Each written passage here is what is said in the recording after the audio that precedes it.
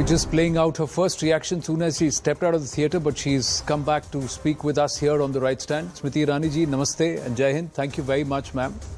My first question to you, what did you feel once you watched the movie?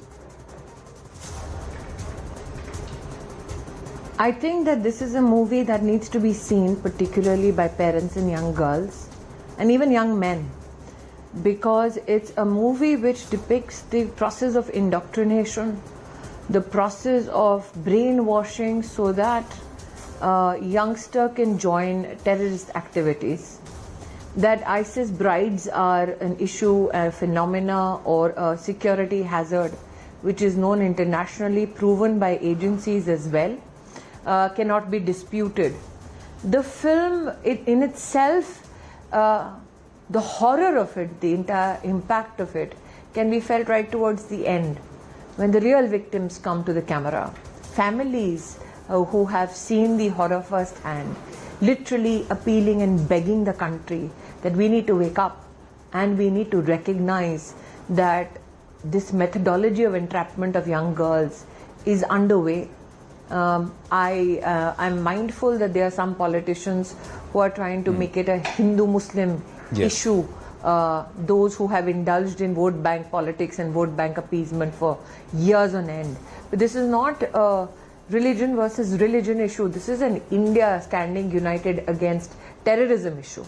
So for me, I am flabbergasted why somebody like a leader in the Congress party, why somebody in the TMC would stand in support of a terrorist methodology and not in fact voice their concern against this entire business of forceful conversions and entrapment of young girls. Smriti ji, the Congress party has said 32,000 kaha tha, 3 nikle. This is nothing but BJP propaganda.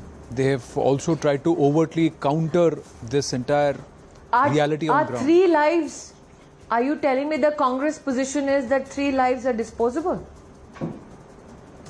The fact that the Congress has accepted that 3 lives have been impacted, is the Congress party's national position, or for that matter, political position, is that it's okay for 3 girls to have been raped, it is okay for 3 girls to have been entrapped by a terrorist organization. Is that what the Congress stand is? It's 3 girls too many in that case. Why would the Congress then mock, even if it believes it's 3 girls, the rape and forceful conversion of 3 girls?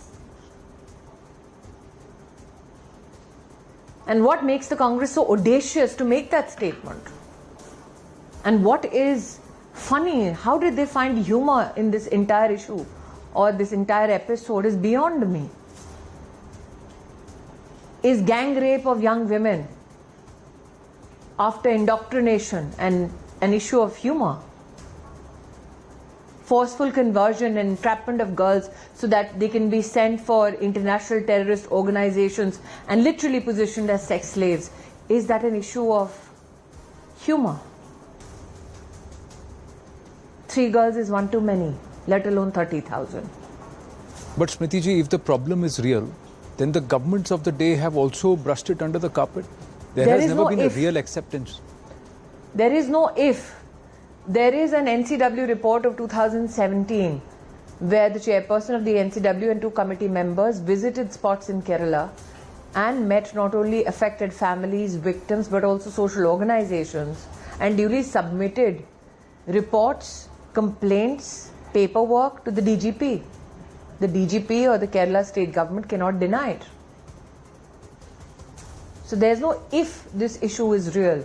This issue is real. This film is just a wake-up call that this issue was being spoken about in hushed tones. Can we afford it anymore?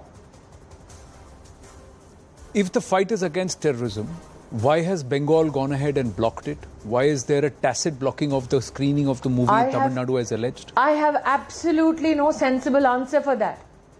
Why would Mamata Bandyopadhyay ban a film that castigates the ISIS? Why would Mamata Bandyopadhyay stand with a terrorist organization or methodology is beyond me. That reel to reel, and the reason why I went to watch this film is that I was intrigued which part of the film would have offended a political organization or leader like Mamata Bandyopadhyay, or for that matter the Congress party. throughout the film, the enemy or the person or the organization blamed is ISIS, or for that matter, the Pak terror operatives. Why is Mamata Bandyopadhyay offended that Pak terror operatives, or for that matter, the ISIS, has been highlighted in this film in bad light?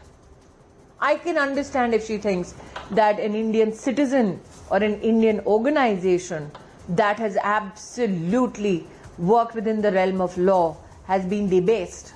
But the entire film is a film that stands against terror networks. Why would Mamata Bandyopadhyay or the INC for that matter stand with terror methods? There is a need now, Anand, for terrorist organizations to be met with brutal response by every political organization.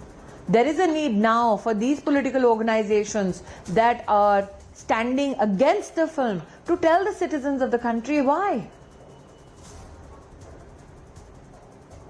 And my appeal is, every parent, young girls, please watch it. Smriti ji, has this movie fallen prey to this political binary of whatever the BJP proposes or supports, the opposition will oppose or dispose? Is that what we are seeing now? I say that watch it yourself and take a decision.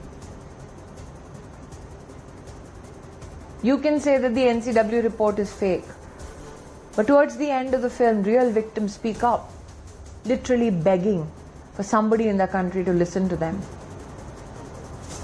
So even if you don't believe somebody like me, my appeal is go watch.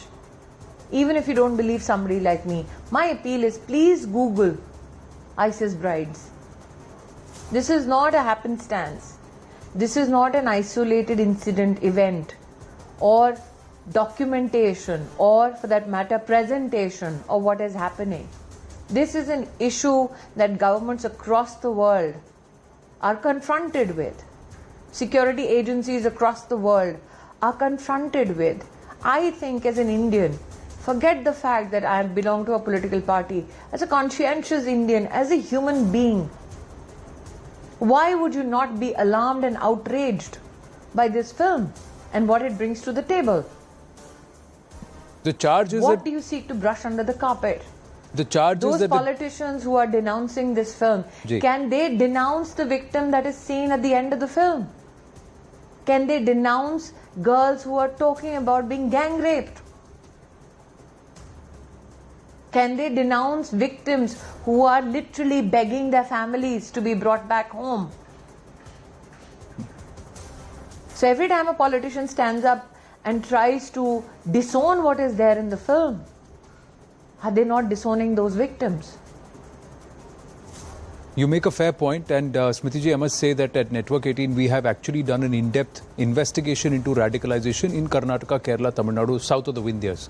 But the charge against the BJP is that you're trying to milk it for the Karnataka elections and to also make inroads into Kerala, political inroads. This, like I said, I have a NCW report since 2017. Law and order is a state issue. Forget the Bharatiya Janata Party. You have a communist leader, a former chief minister, standing up and saying that radicalization is a reality. You have a high court order that there have been girls who have been entrapped and thus forcibly converted. Are the courts in the country lying? Are communist leaders lying? Church leaders have said it. Are the church leaders lying? You will doubt me because I'm a Hindu. You will doubt me because I belong to a party that has nationalistic agenda. You may doubt people who go to temples. Can you doubt victims who are screaming out and asking for justice? Can you doubt the church? Since you claim to be secular, that is my question to the Gandhi family and to leaders like Mamata Bandyopadhyay. Can you denounce? You make a strong case, Smriti ji, and I thank you for your time and thank you for agreeing to speak with us at such short notice. Yes, form your opinions after you watch the movie, not without watching it. Thank you very much, ma'am. Thank you very much.